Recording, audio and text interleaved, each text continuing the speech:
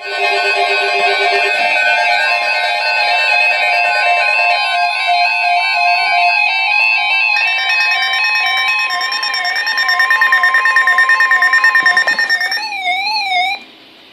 watch in effect from 2 a.m. Sunday through early Sunday evening.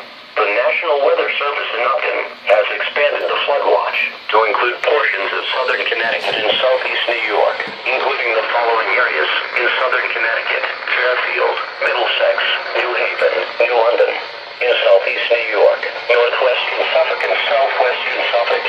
From 2 a.m. Sunday through early Sunday evening, the heaviest rain will occur late tonight into Sunday morning and could lead to widespread urban and small stream flooding. Storm total rainfall amounts are forecast to range between 1 to 2 inches, although amounts of up to 3 inches are possible within areas of heavy rain and in thunderstorms. The heavy rainfall could fall within a short period of time, leading to sharp rises of small streams in southern Connecticut and significant poor drainage flooding in urban areas. A flood watch means there is a potential for flooding based on current forecasts. You should monitor later forecasts